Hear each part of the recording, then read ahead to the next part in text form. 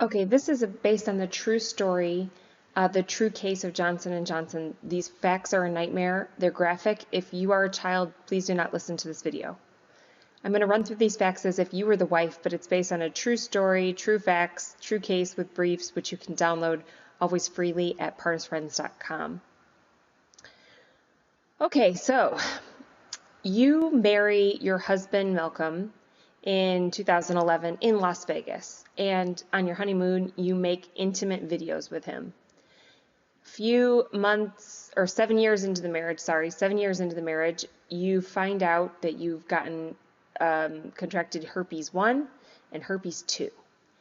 And so you work through this issue and you continue in the marriage, but 10 months later you find out that you got another STD and you're able to get that one cured, unlike the herpes virus. So you realize that your marriage is not working out, and you continue in the marriage. You want to do something about your debt, so you actually are able to obtain a loan, about $13,000 from your own 401k, and you use it to pay off community debt.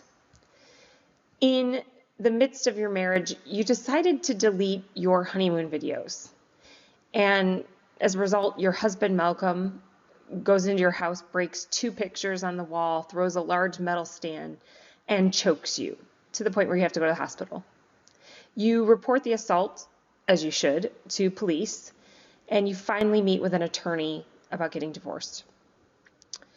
You and your spouse agree that you want to sell your house, and in any event, your husband decides to put cameras inside of your home. You try to sell your house, but he's removing the realtor sign outside of the front of the house, and he's starting to sell your community property, things that you share with him. You and your spouse are making headway in trying to get rid of this property, which can often become the very biggest challenge in seeing and envisioning yourself being single. And you list this property for $300,000 with Redfin, which is a real estate sales company. Now, in the process, your husband approaches you and asks you if he could refinance the Tahoe, and when you refused, your husband rages, cusses at you, and belittles you. As a punishment, I guess, he pulls out the realtor signs out of the yard, again, peeling out your hope of getting this house gone and getting out from under him. And you also notice that he removed the front door from the home to remove the realtor's lockbox. Your husband threatens you that he'd better not sell the house until he's ready. Finally, you file for divorce. When you do that, a couple days later, your husband comes to the house, takes his work clothes, other clothes, personal items, gun, Yukon, and a camper. You feel uncomfortable, but as is the case with many times when volatile couples are breaking up. But a couple days later, your husband comes home again, and he takes out more clothes out of the hamper, and he removes the foil from the camera in the tree. So he's definitely spying on you while you're going through this situation. Again, he comes home unannounced, and you lock the office door when you hear him. In order to get in, he breaks the door down, and you call the police. The police tell you you should leave for the night and report this incident to the person, the detective that you had worked with before. So that's all you get to do. He comes home a few more times in July, and during all that time you receive a listing price offer with pre-approved financing, but your husband prevents the sale from going through. Finally, in July of 2019, you get a restraining order, and the restraining order says that Malcolm's not allowed to come to your marital residence, and he's not allowed to try to annoy or alarm you in any communication. Your husband's lawyer decides to withdraw from the case, saying that and in the pleadings that the lawyer files says that Malcolm will not pay the lawyer and is going to file for bankruptcy. That's what he told his lawyer according to the pleadings. Now, finally, when you get to a hearing, the judge orders that Malcolm has to pay you spousal maintenance payments, which will help since you're still having to pay for this house that Malcolm won't let you sell. And Malcolm does not pay the payments which the judge orders him to pay. Now, additionally, you get to have emergency temporary orders, and the purpose is to get someone appointed to be able to help facilitate the sale of this house, which has really become an issue. And the judge orders that will happen, that the sale proceeds of the house will go to an escrow account with the court while the divorce outcome is being decided. At that court emergency hearing, the judge orders payments that were never paid, the spousal maintenance, to be paid. And it's all ordered that the parties will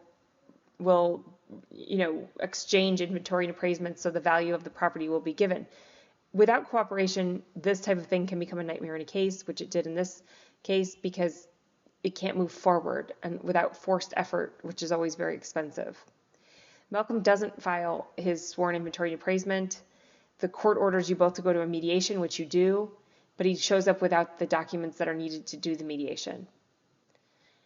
You file a motion to compel so that he'll do the things he had to do all along, and a request for sanctions, basically to punish him.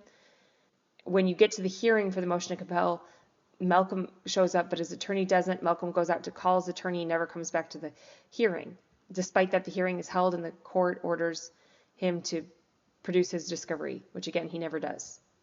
Finally, in April of 2020, the judge signs your final decree of divorce and gives you 100% of the community property, according to some of the facts in the case, 100% of the community property.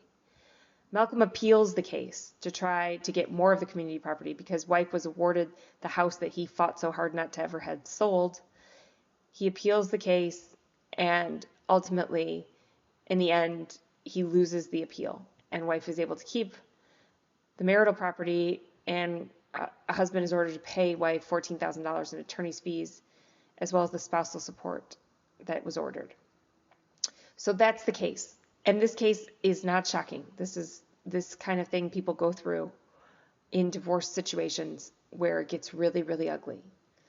It's long and stressful, and it can be very drawn out, but there are some things that protected wife in this case. So I want to talk about some of those. Can a judge award 100% of the community property to wife? Yes.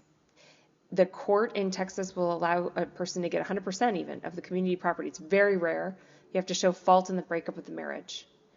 If a person gets an STD, is that proof of an affair? Not necessarily. It's the judge's, in this case, they were the fact finder. It's the judge's decision.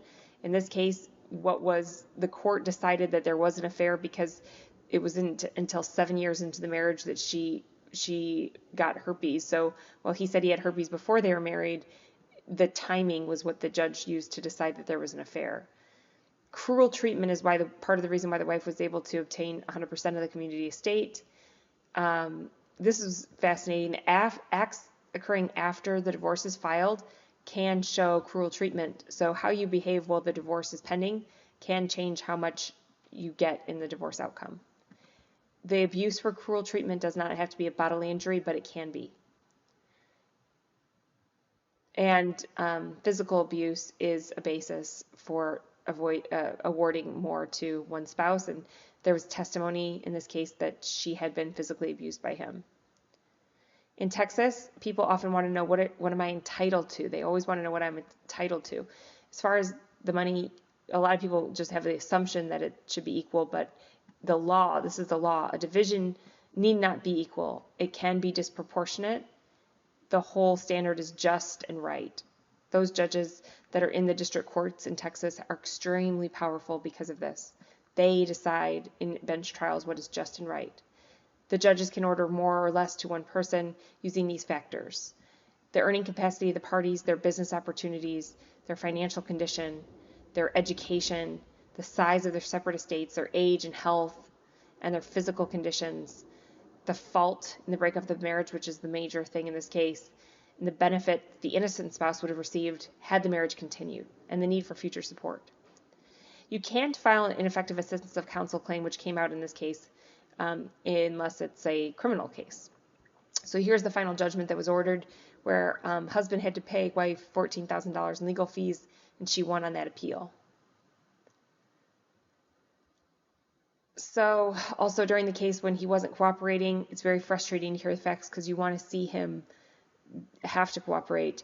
The judge did order him to pay $1,750 in fines for not following the process that was necessary. And this is the whole text of the case.